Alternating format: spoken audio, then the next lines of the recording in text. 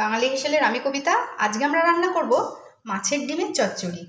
এখানে আমি দুটো মাঝারি সাইজের আলু ছোট ছোট ডুমো করে কেটে নিয়েছি একটা ছোট পেঁয়াজ ডুমো করে কেটে, কিছুটা কাঁচা লঙ্কা কুচিয়ে।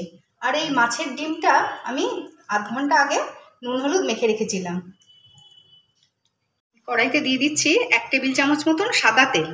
এটা সাদা তেল বা সরষের তেল যে কোনো তেলেই করা যায়, আমি সাদা তেলেই রান্না করছি। দিচ্ছি অল্প কালো জিরে,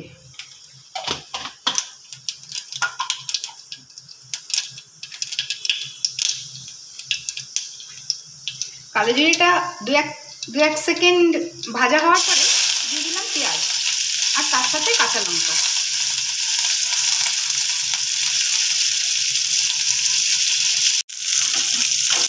পেঁয়াজটা অল্প ভাজা হয়ে গেছে, এবার আলুটা দিয়ে দিচ্ছি।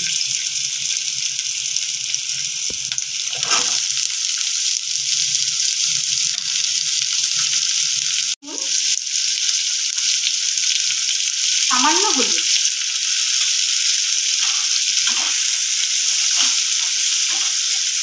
আলুটাকে একটু ঢাকা দিয়ে সুন্দর করে ভেজে নেব।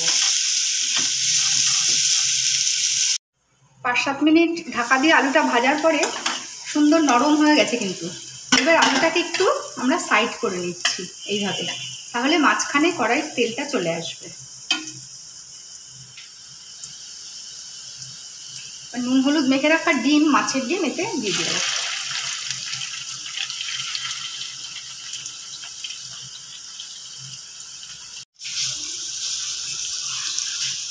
গ্যাসের ফ্লেম মাঝারি আঁচেই রয়েছে। ডিমটা এবার এখানে ভালো করে ভেজে নেব, এইভাবে ঝুড়ো করে দেবো।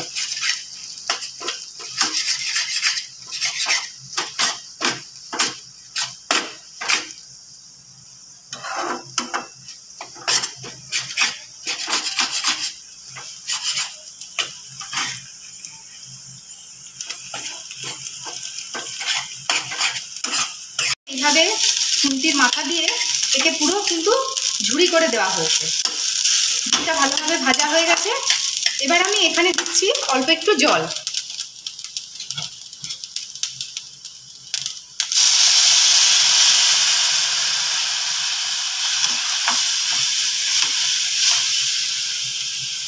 দিচ্ছি অল্প কাঁচা টমেটো বাটা।